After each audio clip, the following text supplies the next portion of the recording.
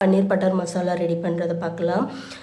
பேனில் ஒரு 3 table spoon oil வந்து ஆட் பண்ணிக்கணும். ஆயில் ஆட் பண்ணிவிட்டு பட்டை, கிராம்பு, பிரிஞ்சி இலை இது எல்லாத்தையும் ஆட் பண்ணி ஜஸ்ட்டு ரோஸ்ட் பண்ணிவிட்டு ஆனியன் ஆட் பண்ணிக்கலாம். நான் வந்து 3 மீடியம் சைஸ் வெங்காயம் வந்து எடுத்திருக்கேன். இது வந்து கோல்டன் ப்ரௌன் கலர் வர அளவுக்கு நல்லா வதக்கி விட்டுக்கணும். ஏன்னா இது கோல்டன் ப்ரௌன் வந்துடுச்சுன்னா அடுத்த ஸ்டேஜில் வந்து இதிலே ஒரு ஸ்வீட்னஸ் வந்து கொடுக்கும். ஸோ அந்த ஸ்வீட்னஸ் இந்த கிரேவியில் இருந்தால் ரொம்பவே அல்டிமேட்டாக இருக்கும். அதுக்கப்புறம் 2 டேபிள் ஸ்பூன் இஞ்சி பூண்டு பேஸ்ட்டு ஆட் பண்ணிக்கோங்க. ராஸ்மல் போயிட்டு அப்புறம் தக்காளி ஆட் பண்ணிக்கலாம். நான் ஒரு மீடியம் சைஸ் தக்காளி ஆட் பண்ணிக்கிறேன்.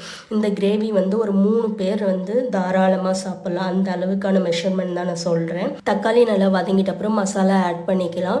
ஒரு அரை டேபிள் ஸ்பூன் வந்து மஞ்சள்தூள், 1 டேபிள் ஸ்பூன் கொரியாண்டர் பவுடர், அரை tablespoon red chilli powder add பண்ணிக்கிறேன். அதுக்கப்புறம் 1 கிளாஸ் வந்து வாட்டர் ஆட் பண்ணி நல்லா அந்த பச்சை வாசனை போகிற அளவுக்கு நல்லா கொதிக்க விட்டுட்டு நம்ம ரெடி பண்ணி வச்சுருக்க முந்திரி பேஸ்ட்டை வந்து இதில் ஆட் பண்ணிக்கிறோம். நான் வந்து இது 25 கிராம் முந்திரி எடுத்து அது ஒரு 1/2 hour வந்து நல்லா ஊற வச்சுட்டு அதுக்கப்புறம் தண்ணிலாம் ஆட் பண்ணாமல் நல்லா ஃபைன் பேஸ்ட்டாக எடுத்து வச்சுக்கிறேன். அதுதான் நான் ஆட் பண்ணியிருக்கேன்.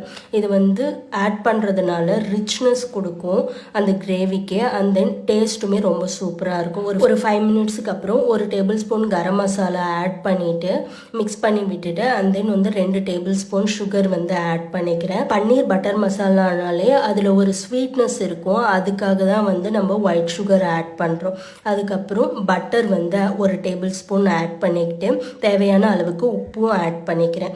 ஃப்ரெஷ் க்ரீம் ஆட் பண்ணலாம். அப்படி இல்லைன்னா தயிர் இருந்தால் 1 டேபிள் ஸ்பூன் ஆட் பண்ணிக்கோங்க. அது ஒரு 5 மினிட்ஸுக்கு அப்புறம் நம்ம பன்னீரை ஆட் பண்ணிக்கலாம். பன்னீர் வந்து நான் ஒரு 100 பன்னீர் எடுத்திருக்கேன்.